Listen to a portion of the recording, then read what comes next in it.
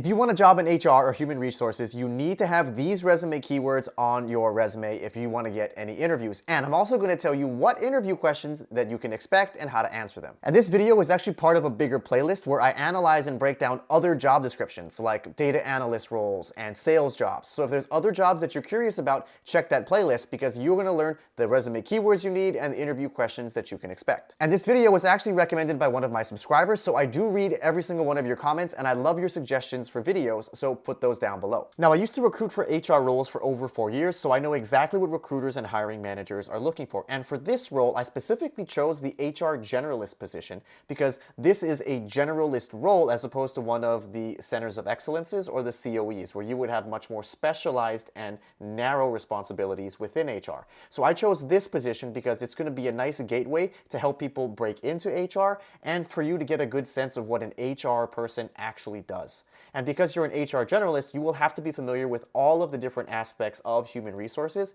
as I've listed out right here. And for companies who are trying to hire an HR generalist, they want to know that you have experience in multiple areas within HR. So why don't you go ahead and take a screenshot of all the resume keywords I have up on here, and then I'll go ahead and explain what some of these are and how you can actually get some of these experiences. And just so you don't think I made up these words, I actually took all of these by analyzing and studying this senior HR generalist role for this company, which I'm going to put the job description down in the description of this video. It may not be active by the time you're watching this, but at least you know that I didn't just make up these words, and I found them by looking and breaking down this actual job description. And I also really like HR generalist positions because this is where you can start to build your HR skill set, and then you can choose what you like and what you don't like, and then you can actually specialize after this. And so by starting your career in HR in this HR generalist role, it gives you the most options and flexibility.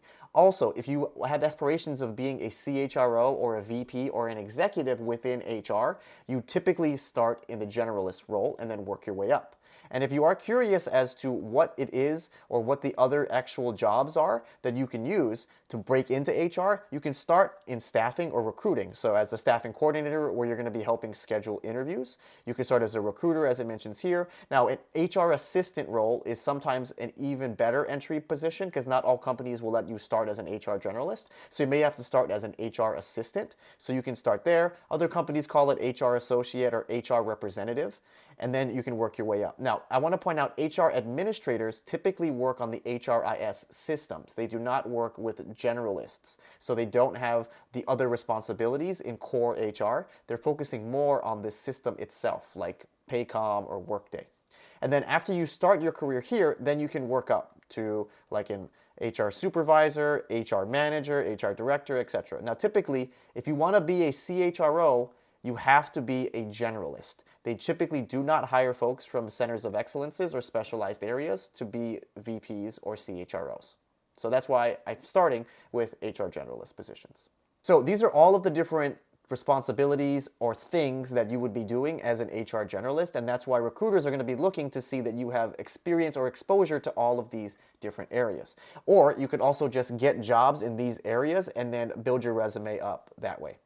So amongst all these other things, I do also want to point out that a SHRM certification is something that anybody can get. You do have to pay for it, but it is a very valuable certification within HR, and it's given by the Society for Human Resource Management, which is the most recognized organization that you can be a part of. Employee relations, I broke it down into what are other examples of employee relations, and so maybe you haven't actually done specifically employee relations, but you've done other aspects of it. You can include these keywords on your resume as well. And then if you do need to show that you're familiar with HRIS systems, I've provided examples of one of the more popular ones that people use in the industry today. And I also put HR coordinator as a keyword here because some companies are hiring HR generalists with, let's say, a minimum of 3 to 4 years of experience, which would therefore imply that you needed to have another job in HR before you became an HR generalist. And usually HR coordinator is that entry-level role. Okay, and now that you know what resume keywords you need to have in order to get more interviews when you're applying for HR generalist positions, you now need to be preparing for the actual interviews that you're going to be getting.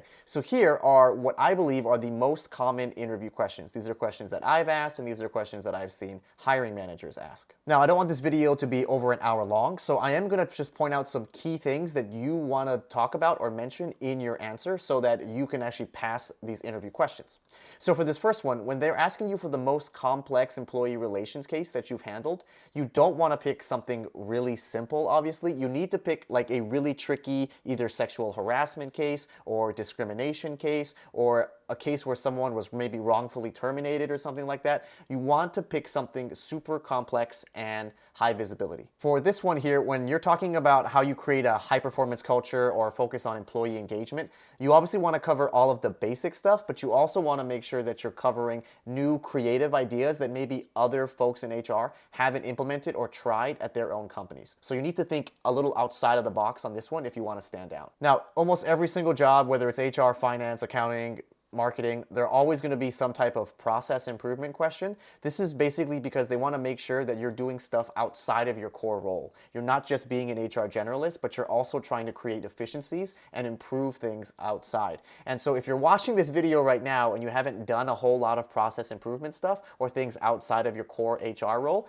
this will be a nice wake-up call for you to go to work tomorrow and try to fix something at your company. If they ask you some type of data question and how you analyze it to make a decision, you should pick something that's a little bit more complex than something super easy and straightforward, like retention data or recruiting data, because that stuff is pretty obvious, right? Like if you have bad retention, then you're gonna immediately recognize that and then find ways to fix it, right? So they're looking for true data analysis skills or how you've gotten really creative or how you've identified a problem that maybe isn't captured in the normal metrics or KPIs that you're supposed to do in your quarterly reviews. If they do ask you how you would increase retention, make sure your answer is not just focusing on pay, because that's super obvious, right? And not all companies can afford to just pay everyone more. Also, some people get imposter syndrome or freak out that a company may be using a certain HRIS that they have not gotten experience with. So maybe you haven't worked with Workday before and you're applying for a slightly larger company that does use Workday. You're not going to get rejected just because you have no experience with Workday.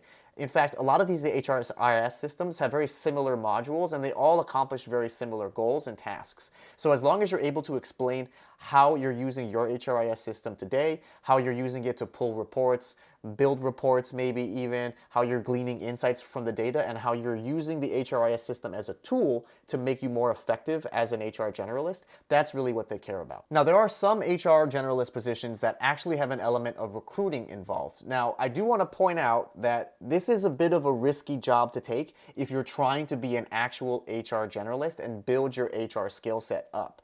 I have noticed that HR generalist jobs that have recruiting responsibilities tend to be really focused on recruiting when you actually start, because recruiting is very time and labor intensive. And so I have noticed that those types of jobs generally don't give you as much breadth and experience as you need to be a true HR generalist if you want to exit that role and do something else within HR. So I do want to point out that if they are asking you a lot of questions about recruiting, you may be cautious about taking that role because it is going to end up taking a lot of your time and you won't get to work on a lot of the other stuff that I mentioned down here, right? Like learning and development, compensation and benefits, employee relations, performance management, org design, that type of stuff. And of course, because it's 2024, there's going to be a lot of questions focused on DEI or diversity, equity, and inclusion and inclusivity and how you're creating that type of workplace and culture, how you're training managers on this, how you're willing to have difficult conversations, how you're building out a DEI strategy. So make sure you come prepared with examples of that and be prepared to talk about how you've handled difficult conversations with managers or executives about diversity. So go ahead and take a screenshot of these interview questions that you can start to practice right now. And remember, you want your answers to be somewhere between 3 and 5 minutes. If your answer is shorter than 3 minutes, then it probably means you're not giving enough details on the actions that you took to solve a problem. And the actions are the really important part of your answer here, because you